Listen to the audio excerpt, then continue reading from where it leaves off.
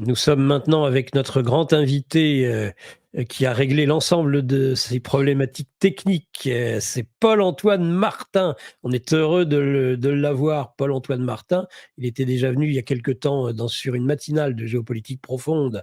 Eh bien, il est là aujourd'hui avec nous, l'auteur du Clan des Seigneurs, qui est un véritable succès de librairie, si je ne m'abuse, et je crois un livre à venir prochainement. Mais je ne sais pas si on a le droit d'en parler ou s'il faut le taire. Eh bien, on va le taire pour l'instant. Mais voilà, ça va venir. Bonjour Paul-Antoine Martin, bienvenue dans cette matinale. Bonjour Nicolas, mais désolé pour ce retard. Non, mes problèmes techniques ne sont pas solutionnés, mais j'ai trouvé une solution de secours grâce à votre assistante très très très sympathique. Oui, c'est le cas, absolument. Et j'avais pressenti l'affaire, j'avais envoyé votre téléphone, justement, parce que je ne sais pas. J'ai des intuitions comme ça qui arrivent parfois. Paul-Antoine, eh bien, on peut commencer peut-être cet échange suite aux conséquences, parmi les conséquences non seulement de la victoire de Trump, mais ça c'était en novembre, et puis de son intronisation en janvier, et puis tout de suite les coups d'accélérateur, et derrière des équipes, et en particulier Elon Musk, parce que c'est quand même le patron de X. Donc, je dirais une déstabilisation pour partie de la vieille Europe et de ses dirigeants. On va pouvoir en parler, vous pourrez en parler comme vous le souhaitez.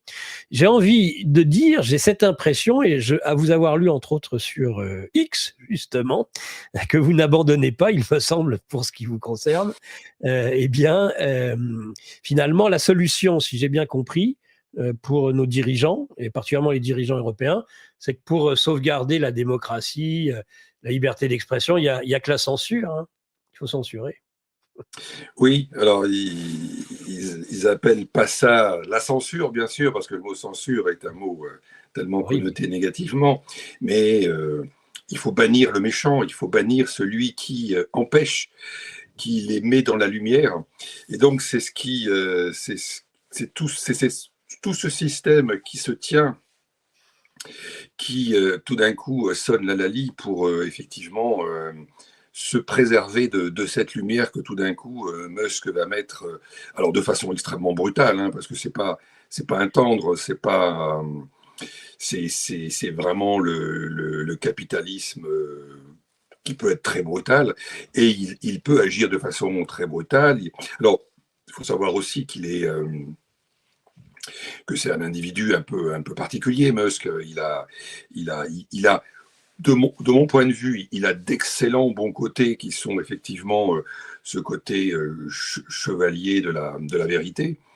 Et puis, il a une phase beaucoup plus sombre, qui est la phase relative à ses ambitions transhumanistes, à ses ambitions qui peuvent être très effrayantes, hein, Oui. avec comment upgrader entre parenthèses les cerveaux par l'implant de puce. Enfin bon, là on est dans un transhumanisme qui est à mon sens extrêmement dangereux.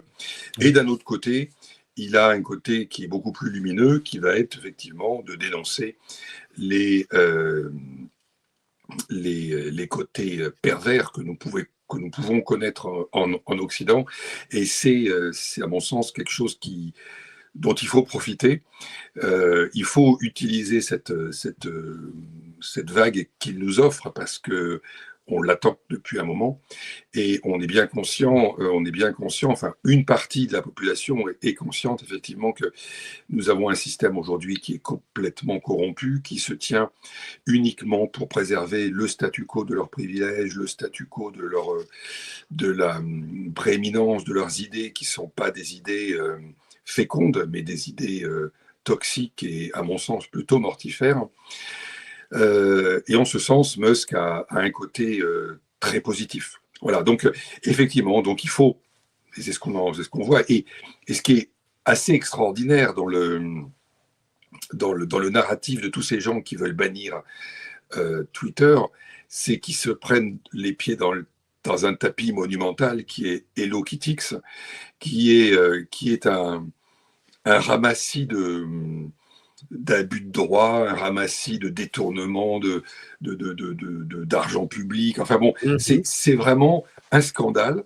Et c'est peut-être la meilleure image pour montrer que toute cette idéologie qui vise effectivement à bannir cette dénonciation de la comment dire, des aspects très, très pervers qui existent dans notre société aujourd'hui, bah, se prend les pieds dans le tapis dans un, comment dire, dans une manigance qui est justement corrompue, quoi. Mhm. Donc, Mais oui. c'est un très beau pied de nez. Ça montre, s'il fallait encore le montrer, que nous avons aujourd'hui, alors, si on peut appeler ça une élite, on va appeler ça une élite, c'est-à-dire les gens qui ont aujourd'hui les moyens de, comment dire, de décider ou d'influencer la population, qui sont, comment dire, qui sont tenus ou qui se tiennent ensemble parce qu'ils bénéficient de privilèges, ils bénéficient de situations qu'ils n'auraient pas autrement dans une vie complètement libre. Ils n'auraient pas ces statuts-là. Ils en sont conscients ou pas. En tout cas, ils veulent le préserver et ils veulent le préserver absolument en maintenant un statu quo au détriment de la population. Et c'est comme ça qu'on aboutit à ce paradoxe qui est bannissons X, qui vient dire la vérité, pour libérer l'expression de la population. Donc c'est un paradoxe et c'est exactement l'image de la perversion. Oui, oui, bah, bien sûr. Oui, oui. Oui, oui, c'est exactement ça. On est dans ce en même temps, et ce non-principe de contradiction en plus, l'inversion accusatoire, tout y est, tout Tout y y est. Et est. puis, et en même temps, là, on a l'impression une certaine impuissance qui se traduit par les injures, connard, sale connard, du service public, d'une fausse humoriste, d'une mauvaise humoriste, même pas drôle. Donc on sent quand même, si ce n'est de la panique, tout du moins, un certain dépit et une rage, j'ai envie de dire, une rage vengeresse. Oui, il y a une rage vengeresse parce que quand on existe comme ça par le mensonge, Mmh. euh, on devient assez rapidement violent, brutal, méchant, parce que on sait que la vérité est plus forte que le mensonge. Donc, on sait à un moment donné qu'on a de grandes chances de perdre. Donc, Oui,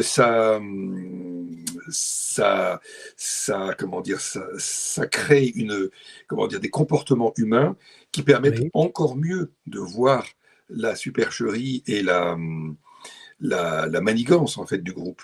Là, ce qu'on voit aujourd'hui, c'est comme une sorte comme si on avait allumé des traînées de poudre et on voit jusqu'où le feu se répand. C'est-à-dire quand on voit cette Charline Vanhoenacker, que je ne connais pas trop vraiment, insultée comme ça sur un plateau de télévision publique, et que ça rigole autour, et qu'il y ah a oui, oui, pour le ça au coup aucune diapason. censure, alors que Aucune, normalement madame ça Léa existe, Salamé, aucune censure. et que l'ARCOM ne s'en émeut pas, ça montre bien jusqu'où va cette situation. Ça montre bien que je dirais pas forcément piloté, mais en tout cas c'est soutenu par des institutions, et ces institutions qui sont aujourd'hui pilotées par des gens qui ont été nommés par le président. Donc on est sur quelque chose qui est tout à fait cohérent avec le mode de fonctionnement de la présidence et du gouvernement. Oui, Donc, oui. Mmh.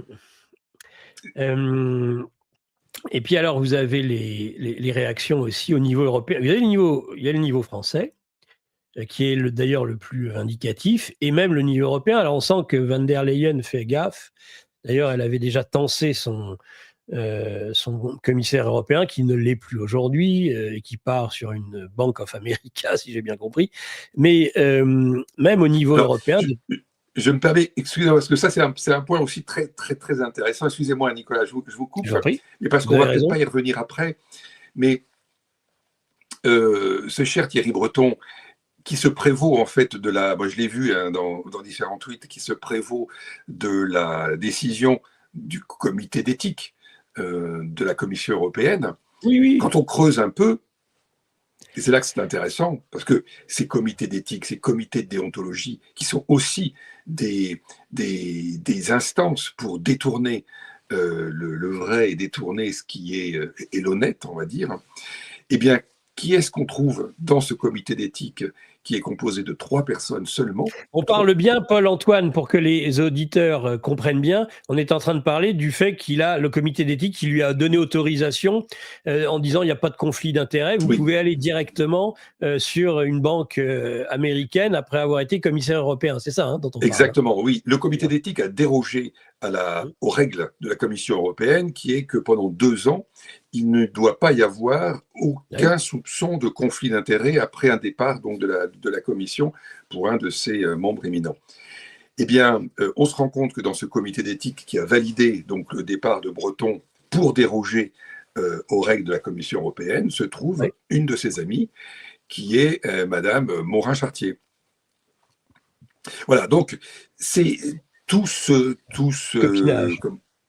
pardon?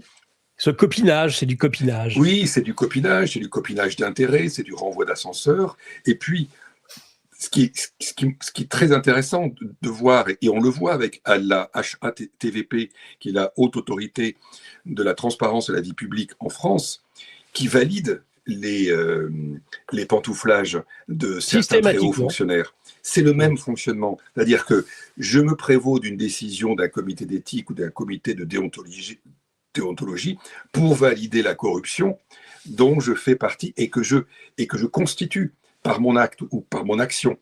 Et ça, c'est la perversité par essence, en fait. Donc, ce Breton, qui est quand même un homme éminent, qui était un homme éminent dans le fonctionnement de la Commission européenne, ben, il maîtrise complètement ce mode de fonctionnement.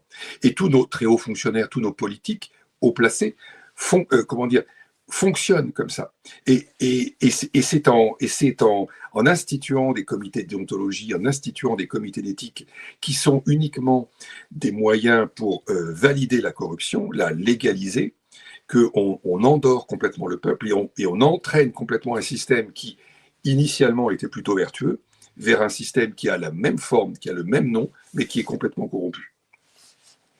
C'est une marque de fabrique de ces hauts fonctionnaires, de ces hauts dirigeants, question que je vous ai jamais posée. Ou bien est-ce que c'est en arrivant dans ce type de système qu'ils sont pris justement par cette logique perverse, ou les deux, c'est-à-dire que c'est à la fois une logique qui de toute façon est perverse et qui attire des pervers? Eh bien, ça sera les deux, en fait.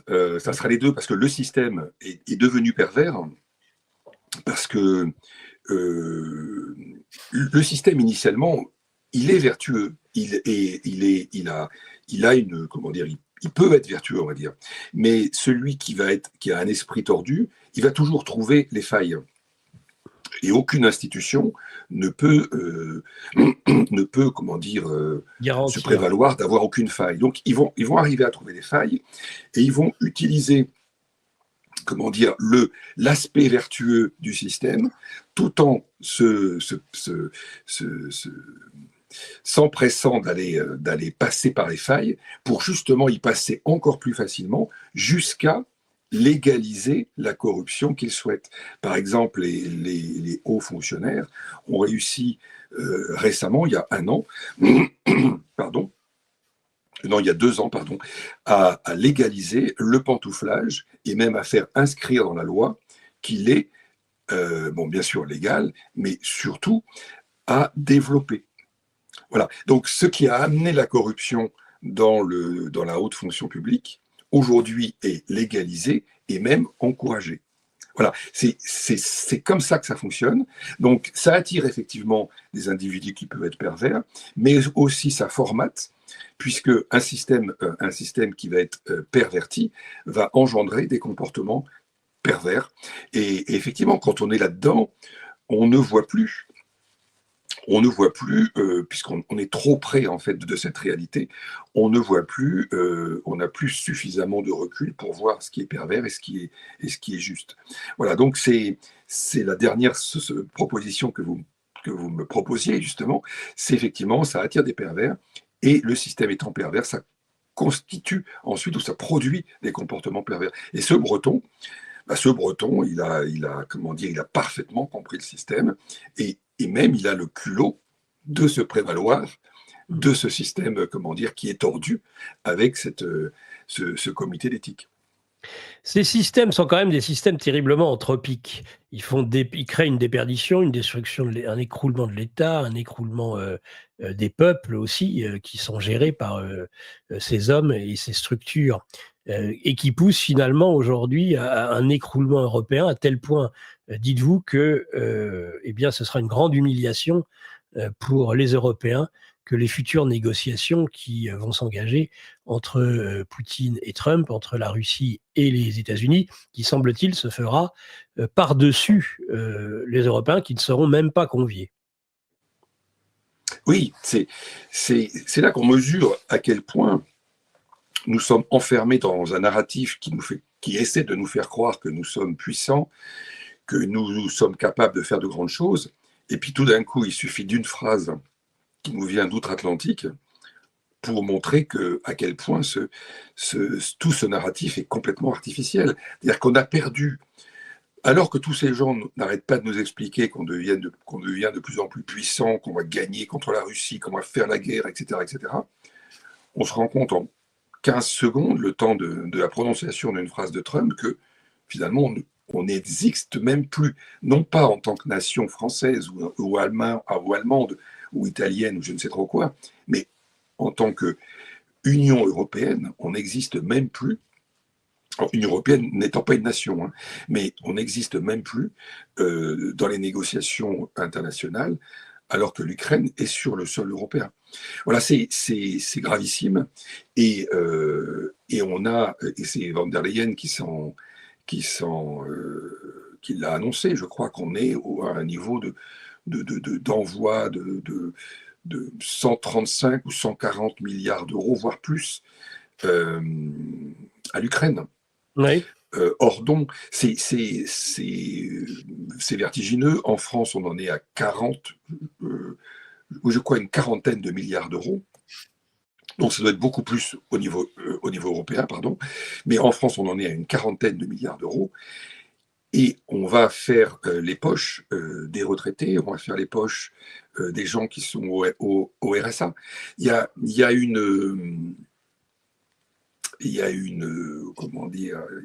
quelque chose d'extrêmement malsain qui s'est infiltré dans notre société. C'est-à-dire l'Ukraine est probablement une énorme blanchisseuse, un pays qui a une énorme machine à laver d'argent, oui. Et on va faire, et on a l'Allemagne qui économiquement s'écroule, elle s'écroule et elle risque de nous emporter, si ce n'est déjà fait. Bon, elle a déjà commencé à le faire avec cette volonté de démantèlement d'EDF, et nous on constate des déficits phénoménaux de notre budget. On continue d'alimenter l'Ukraine, on veut une guerre, et pour financer tout ça, on veut faire la poche des retraités, des gens au RSA, on maquille les chiffres du chômage, et maintenant on nous annonce qu'il faut aller chercher dans l'épargne privée. Donc on sent un système qui ne maîtrise plus rien, la seule chose qu'il veut maîtriser, c'est son narratif, sa pensée, parce que ce que ne peuvent supporter ces individus, qui sont justement à la tête de nos pays, c'est d'avoir tort. Ils en sont incapables d'une quelconque, c'est ce que je décris dans mon livre, Le clan des seigneurs, ils sont incapables d'une quelconque introspection, incapables d'une quelconque reconnaissance d'erreurs, de fautes, etc. Donc la seule solution qu'ils ont, c'est d'aller plus loin. Quitte à prendre le mur, quitte à créer des terres brûlées derrière eux, mais ils ne peuvent pas reconnaître qu'ils ont tort. C'est pas possible, ils en sont incapables. Et vous appelez à la mise en place d'un euro numérique. Absolument, absolument. Nos élites déroulent leur plan contre nous. Mais nous aussi on a des plans contre eux. Déjà au travers de nos émissions avec une revue de presse économique pour faire le point avec vous, puis dans notre revue mensuelle avec des analyses financières et des solutions de décentralisation, et surtout dans notre stratégie anti-CBDC. Plus de 3 heures de contenu exclusif et gratuit pour apprendre concrètement à préserver votre épargne. Au programme, protection anti-crise, anti-banque, anti-État et bien d'autres solutions. Le temps joue contre nous, mais on peut se défendre.